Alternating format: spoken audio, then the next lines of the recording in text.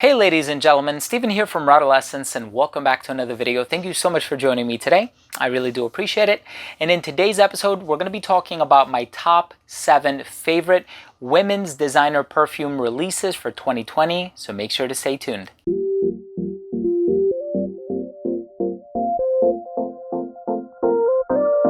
Now, before I begin the video and I tell you what my top 7 favorite women's designer perfumes for 2020 are, these are all fragrances that were released this year in 2020. I do want to say that if you are a fan of fragrance related content, please do consider supporting this channel by subscribing to it. All you have to do is click on that red button in the corner. And of course, while you're at it, please do make sure to enable notifications by clicking on that bell icon right next to the subscribe button so that whenever I do publish these videos, they will get delivered straight to your feed. You never need to worry about missing any of my future content. So here we have 7 women's perfumes that were released in 2020. These are all designer fragrances. A lot of these can be had at Dillard's or Macy's or Ulta, and there are various places where I purchased these. There's only one fragrance in this list, which is a unisex fragrance, and as soon as you hear the name of it, you will know exactly what it is. But I'm going to do my best to rank them from least favorite to favorite. There are some on this list that don't really resonate with me where, maybe perhaps when I smelled it, I thought to myself, yeah, it might be pleasant. I could see this one working really well on my wife. It's not one that I would wear personally. And then there are also some fragrances on this list that I'm like, I wouldn't even want to smell this on my wife. But all in all, I did my best to try to rank them from my least favorite to my favorite. And there are some that maybe have earned points for originality and are a little bit higher up on the list. And then there are some that maybe are not as original but are high on the list because I just think they smell great. Anyway, enough of that. Let's go ahead and get it started.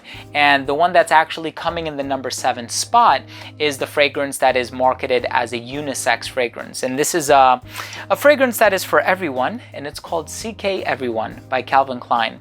And there is something that I actually like about this one. I like the fact that it kind of reminds me of one of the summer flankers of CK1 and, similar bottle and all, right? But there was one fragrance, and I forget which one it is. I think it might be the 2014 version. Don't quote me on it. But it has this margarita accord. So it's a little fresh. It's a little citrusy. It's a little sparkly. It's a little bit sugary as well. And I feel like this is very similar to that DNA. As a matter of fact, I don't find it to be too different. So in many ways, I kind of view it as a recycled DNA from the brand. And at this point, it's almost like, hey, it's been like 6 or 7 years since we released that limited edition fragrance. Can we try to bring that smell back? And I feel like that's kind of what's happening here. I do find it to be likable. I find it to be very pleasant. But again, the fact that it mimics a smell that I experienced, 6 years ago or something like that, I'm quite bored of it. And so they've sort of gone in a new direction with this one in the sense of, not putting out something that smells like water.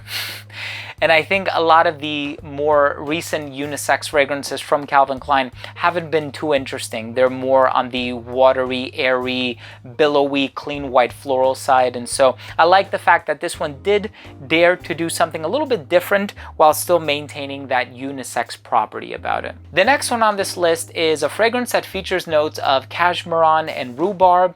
It's soft. It's musky, there's a clean quality about it. It is quite airy and feminine, and it also has this very casual sort of devil-may-care attitude about it. I like that it's not overly pompous or serious or anything like that, but I don't love it. And although my wife really likes this one, it's not one of my favorites to smell on her. And it is a recent acquisition, and it's by Marc Jacobs, and it's called Perfect. So I purchased this one very much like CK Everyone, I purchased both of these at Macy's, or maybe this one was Sephora, but we typically go to Sephora and Macy's in our local mall. And this one really stood out because of the quirky cap. It has the banana, the dominoes, the cherries, the high heels, the kitty cat. And so I thought this was pretty interesting.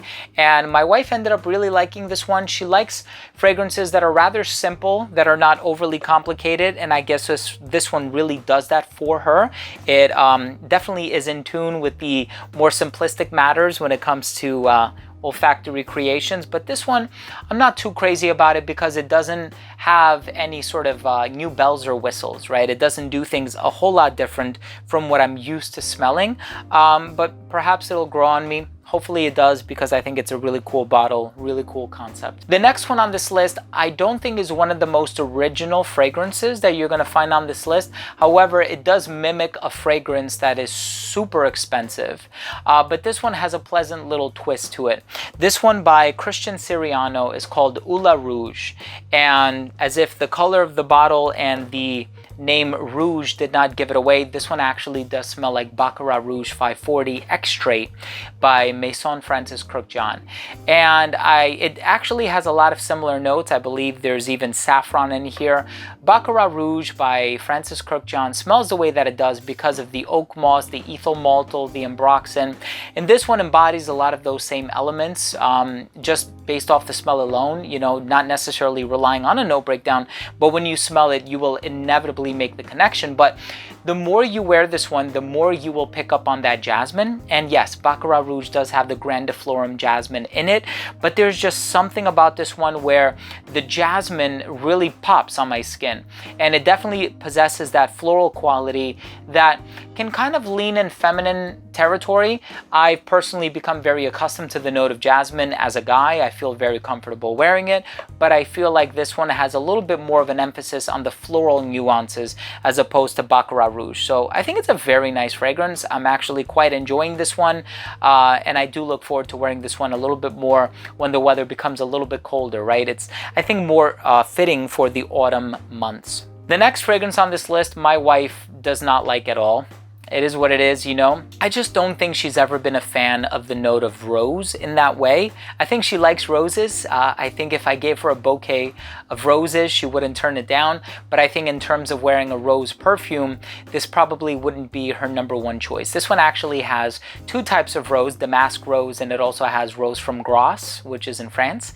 And this one is composed by Francois Demachy, who is the in-house perfumer for this company.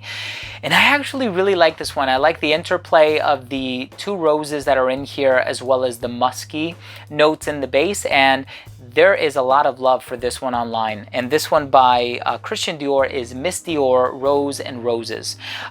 We have about 3 different Miss Diors. We have Blooming Bouquet, which you can probably see I have right here behind me.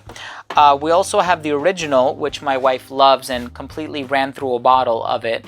And we have another one. I don't necessarily remember what that other one was, but this one she's not crazy about for some reason. She loves the original, she loves a Blooming Bouquet, but yeah, this one just didn't work on her. But I think it's a really wonderful rose-based fragrance. Again, not one of my favorites. There are some others on this list that I would rank a little bit more highly, but this one is definitely a cool one to check out, especially if you're a fan of rose. The next one on this list is a fragrance that I recently reviewed, and I love this one. The Chinese honeysuckle, the ylang ylang, just that floral quality about it. I know the original, if I'm not mistaken, relies a lot on the jasmine and the tuberose, and this one kind of goes in that sort of banana-like, fruity, ylang ylang direction, which is awesome. And it's definitely a floral fragrance. It's conveyed in the name.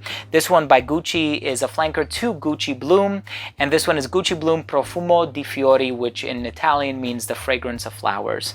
And it's a beautiful fragrance if you're into those tropical suntan lotion sort of floral ingredients. If you're familiar with Bronze Goddess by Estee Lauder, or Fire Island by Bond No. 9, or even Sun Saint by Penrose, you're gonna really like this fragrance. Sun Saint by Penrose smells a little closer to Santal 33 by Le Labo to my nose, but it still has that salty coconut sort of a thing.